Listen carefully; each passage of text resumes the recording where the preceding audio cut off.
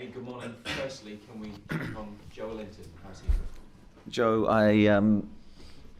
he had a knock to the side of his knee, which was quite an unusual one because we thought it was a knock and hopefully he could run it off. Now, Joe is a type of lad that is very, very mentally strong and can play with lots of different things in my time here. So when he said he had to come off at half time, we knew that potentially there was an issue there. Where hopefully it's not serious, but at this moment in time it's still slightly unclear. Have you picked up any other injuries from the other night? Nothing that's unusual from a game. Sometimes injuries take time to come to the fore. So 2 days after the game now, we'll see the lads again today. Hopefully there's nothing too serious. And is Alan Saint-Maximin making the right sort of progress in the hope that he could play again before the World Cup? We hope so. I think I haven't seen too much of Alan actually, Maxi, the last few days because we've been preparing for games. But I think he's making good progress. He's very focused on his recovery. He's working very hard with the physios here to get his injury right. The club have just announced this morning that you'll return to Saudi Arabia during the break for the World Cup. What's the thinking behind going back there and what will you do? Well, a few things. I think first and foremost, when you look back to last year, our decision to go there and the benefit it had for the team and the results on our return were really good. So I think there's a lot of positive connotations from that. Just going back to our trip last year, the weather was very good. The facilities were first class. We were able to spend some quality time together to bond the group and really focus our energies on our battle to stay in the division. And the team spirit off the back of that trip was very, very good. And obviously we have that positive experience to fall back on, and I think it's helped our decision this time. You'll play a game over there, one game or two? Currently one, I think. Okay. Yeah. I wanted to ask you about Sean Longstaff, who has played in every game that you've had this season. I think started the last 4 in the league, and there is competition for central midfield, but he's got the shirt at the moment. How much do you think his game has come on in the last 12 months working with you and your staff? Really pleased with Sean. I think when we came in, I immediately hit with, again, another lovely lad, really good character. Newcastle through and through, loves the club, wanted the club to do really well, and obviously he had his own individual aims and ambitions to nail down a starting spot in the team and really contribute. And I've loved working with him, really enjoyed our relationship.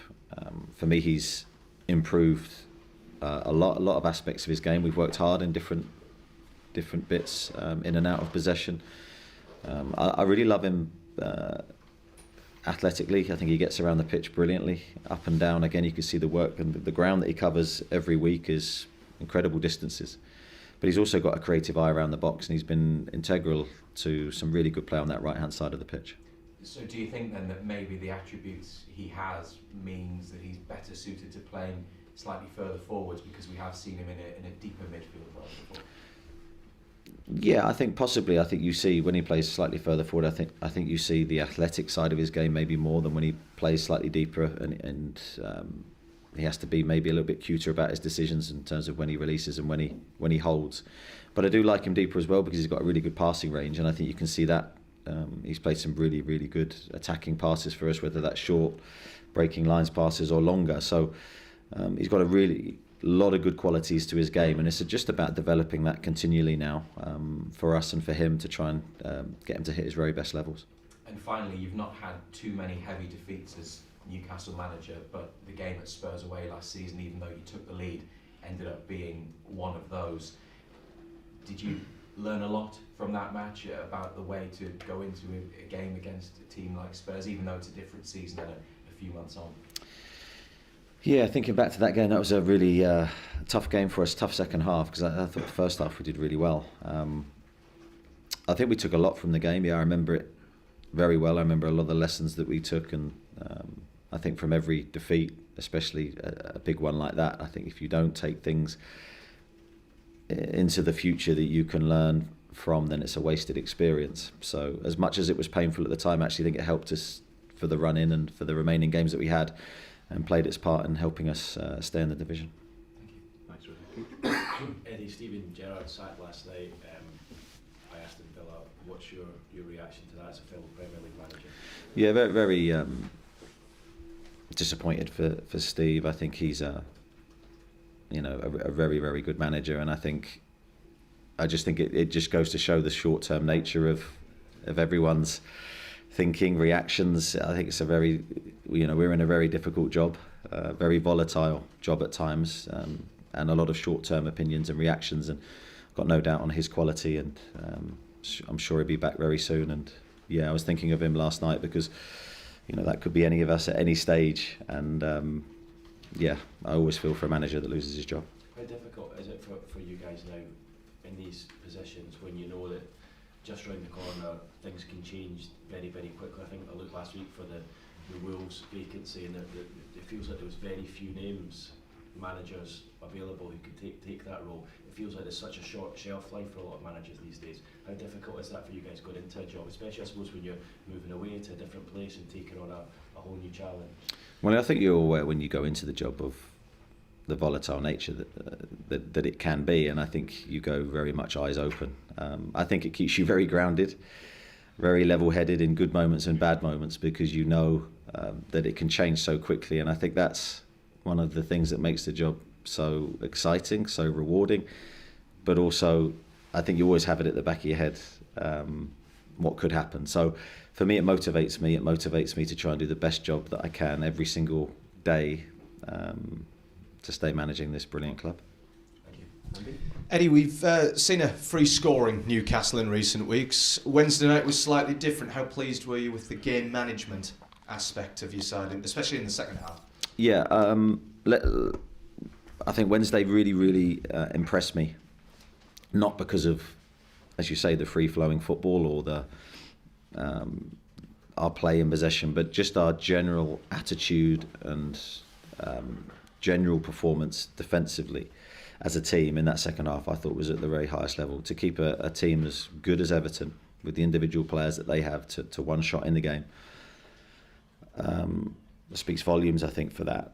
Not so much necessarily the game management, although I sort of do get your question, but just the general shape, our attitude to defending our goal, our willingness to recover and get behind the ball was at a very high level. You talk about the attitude. There was that flashpoint in the second half when quite a few of the players rushed in. I suppose it's going to sound a bit weird, but how pleased were you as a manager to see that kind of aggression, that ruthlessness, that unity, I suppose, in the team to stick up for one another? Yeah, I think the unity is the key word. I think I always say to the players that you have to really stand up for each other on the pitch.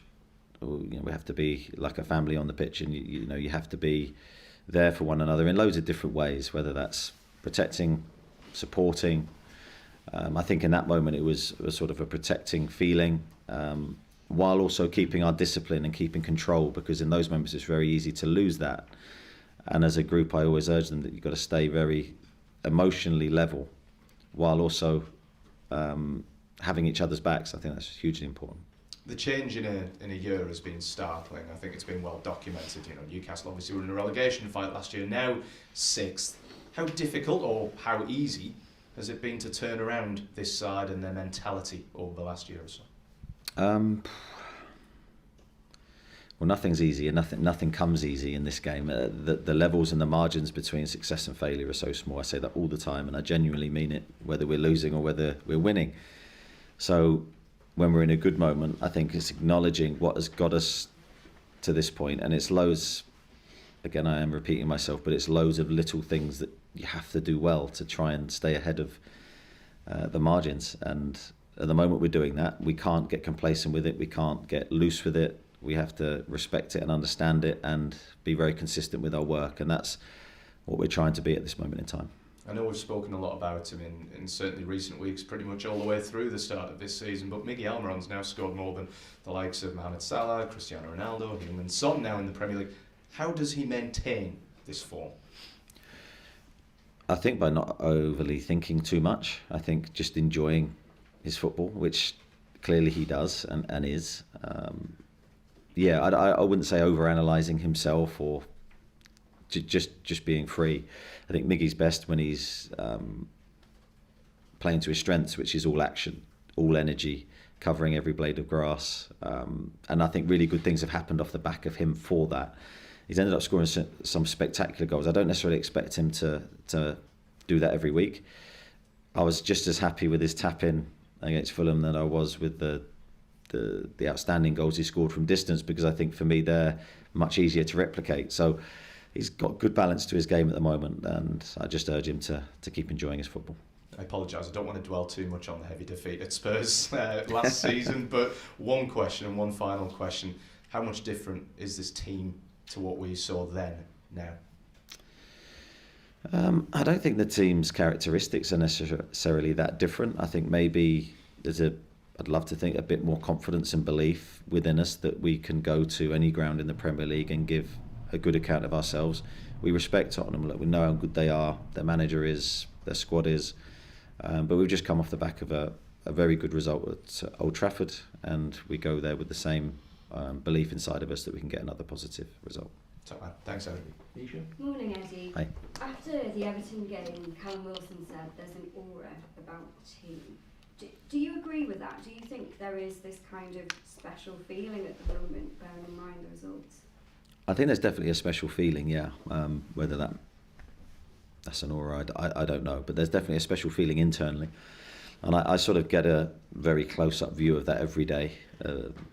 And that's really made up by the group, the individuals within the team, their outlook. So today, we'll train as normal. The guys that haven't played will take a bigger focus because they will be physically able to do more. And I've got to compliment their mentality, because it's very easy for the guys that are playing to be happy and united, but the guys behind them at the moment trying to fight to get in the team have displayed a really, really good support for the team.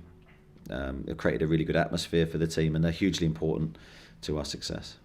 You mentioned those guys who haven't been playing, but with so many games in a short period of time, are we likely to see some of them at the weekend? Possibly, yeah.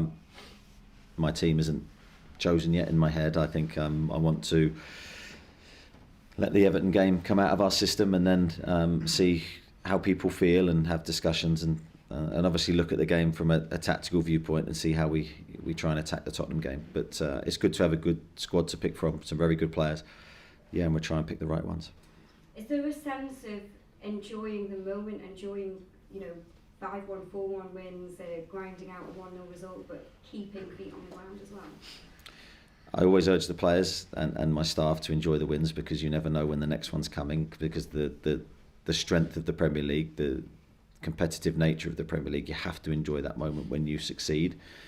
Very much his feet on the ground as well, because in order to win the next game, you've got to be very conscientious with your work and get the details right, as I mentioned earlier, and that only comes from being in a really good place mentally. So it's sort of a combination of both, really. You've got to enjoy it, but then you've got to be prepared to work hard for the next one. Thank you. Chris? Pleasure. Eddie, just followed up on the stuff earlier about the managers and how precarious positions could be. Some managers just rent flats, for example, because they know it's going to be fairly short-lived. Did that sort of come into your thinking? Because I know you have brought your family up to live with you up here in the northeast. That must have come into your thinking, surely.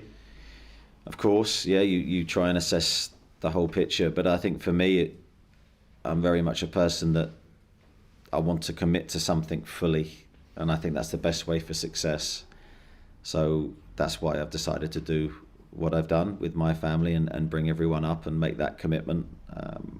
I will go all in and give everything I can for success, and I think this is the best way for me off the pitch to be sane and to try and deliver my best for my players. I've got to be happy and content in my life. So if it doesn't work, it doesn't work. But I will have the feeling that I've given everything my best effort, and I think that's the only thing that I can do. I suppose when you have that mindset, that kind of helps in a way deliver the best. Yeah, as I said, I think for me to be my best, I have to be happy. It's sort of in my core, and I'm only going to be happy if I've got the people I love around me. So that comes into my thinking in terms of the decisions that I've made with my family and my personal life. I'm really enjoying where we are at the moment and where the team is and where I am. I'm very happy. But I know that doesn't guarantee results and success long term. So, but yeah, what will be will be. And just injuries aside, the mood amongst the players, I suppose it couldn't be any better going into the game against Tottenham, could it? I think things can always be better. Look, I'm always of that mindset that there's always things to improve. There's always, there's always things that we need to do to make the team better, to make the players better. But yeah, we're in a good place mentally at the moment. We're going to the game with confidence, but also recognising how tough a challenge we have ahead of us.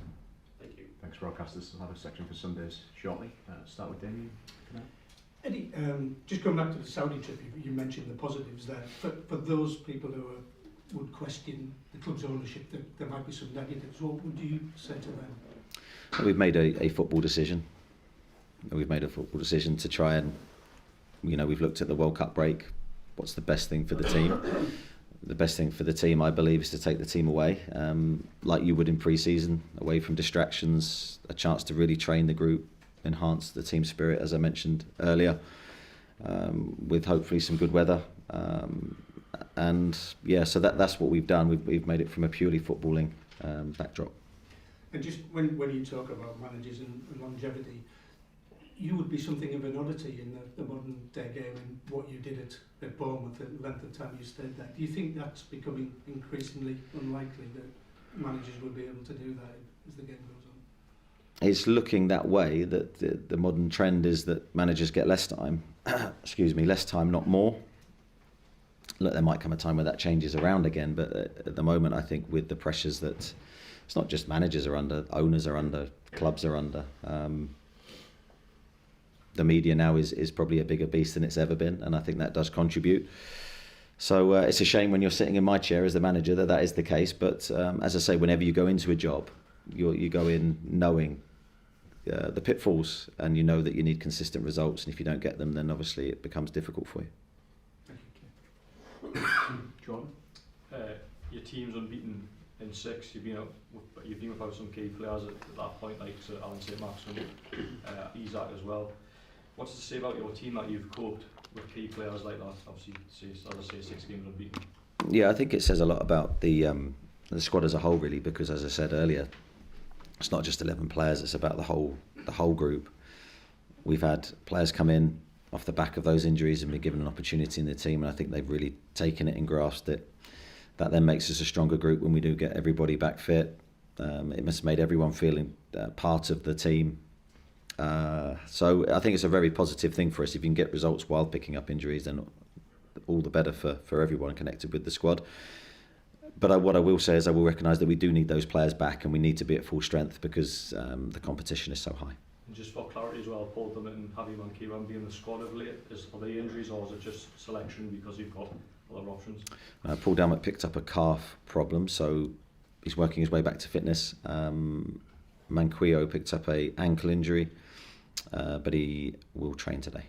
Thank you. Lee Ryder? The Tottenham obviously got beat in midweek at Man United, but just looking at the mood around them at the moment, it seems very down in the dumps, especially the manager. Do you look to sort of capitalise on that sort of gloomy feeling around them at the moment, because you're on the complete opposite of it? Well, I think every game you start afresh. We go there with confidence off the back of a good result. But knowing Antonio, knowing his team, especially at home, I think they're very strong. So there'll be no part of us that thinks it's anything other than a very, very difficult game against a top team and a top manager. So I've come up against Antonio many times. I've got a lot of respect for him. I really like him personally.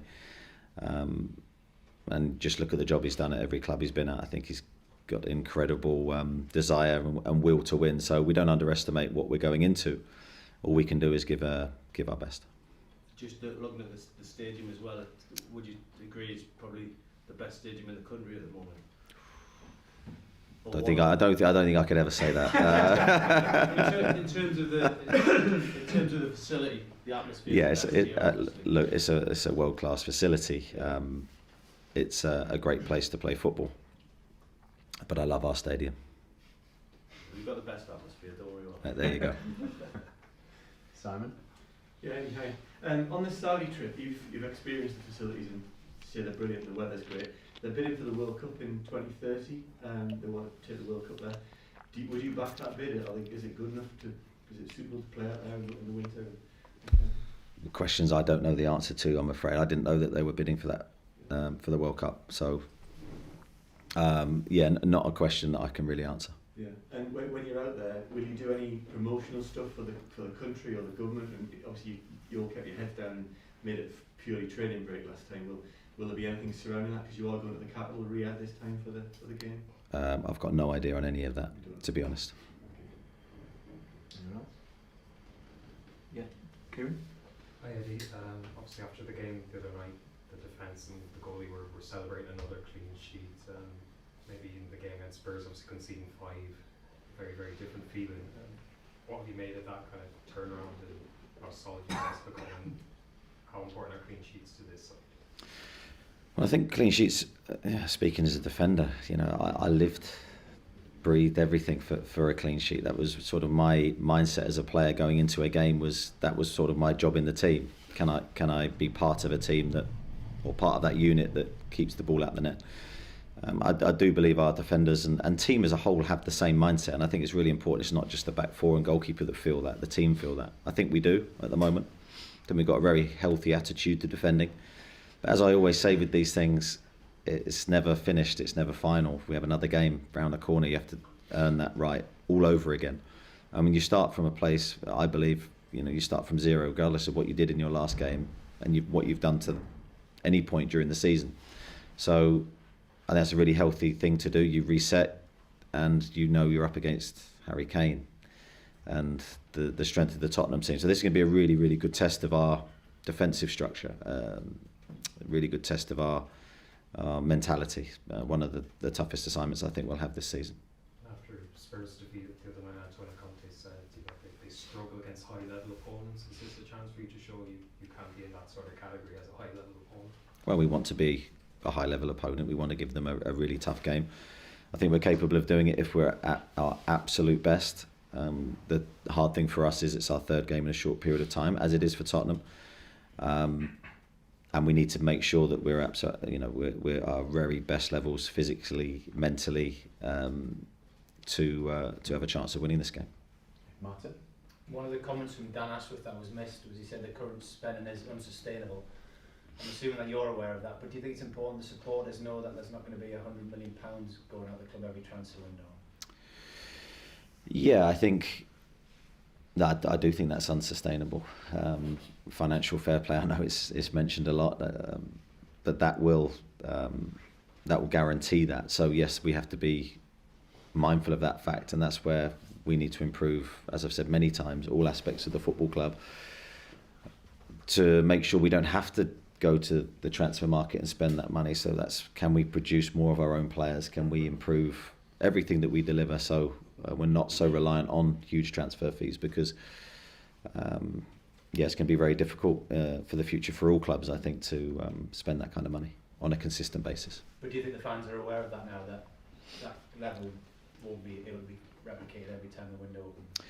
Well, I think I'd love to think so. They have a level of understanding, I'm sure they do, that it's a difficult one for me to comment on. Obviously Dan's made that comment, and obviously I take my information from them. So we go into the next window knowing that it's going to be very different from the last one. No two windows are the same. We know we're going to have to control that spending for sure. And after the success of this season so far, do your aspirations start to change? Do you look at the top 6 or the top 4 and think, well, why not? I just look at the next game and think we need to try and win, and we need to give our best to do that, and then let the season take care of itself. Chris? More than any, with Joelinton being a doubt, is John Joe Shelby ready to actually play? Because you said the other day it would probably be an emergency if you use him. Is he ready to be involved in something? Well, he's involved. Is he ready to start the game? Probably not at this moment in time. That's where he is. He's building, as I said before, he's building his training load. He's building his robustness. What we don't want to do is get to the end of his time back and make a mistake, pushing him too early, and he breaks down. So we wanted him involved with the squad for his leadership, for his experience, to help the guys in every way that he knows that he can while he's not actually on the pitch. But he's getting closer all the time, and he'll be training again with the group today. Is Joe Willock fully over his illness? Is he fit enough to start? He's not fully over it. He wasn't around the Everton game. He was still feeling slightly under the weather. I'd love to think with a few more days he'd be getting close to 100%. Luke? Just following on from Kieran's question, I don't know if you've seen it. Have you seen the picture of the defenders and the goalkeeper together? And that sort of probably epitomises what you want, doesn't it? That image of them celebrating as a unit. Yeah, I did see the picture actually, and I think it was a really nice moment capturing that feeling that I spoke about really when I was playing as a centre-back, that you wanted that feeling, that's what you were playing for. You're sharing that success with the people around you that you've competed with against a tough opponent, and you have that feeling of elation that you've done your job and you've done your job very well. So it was a nice moment. I would recognise and also like to mention the guys around those players. They're just as important, and they've been brilliant in training. So the defensive group we have is very strong.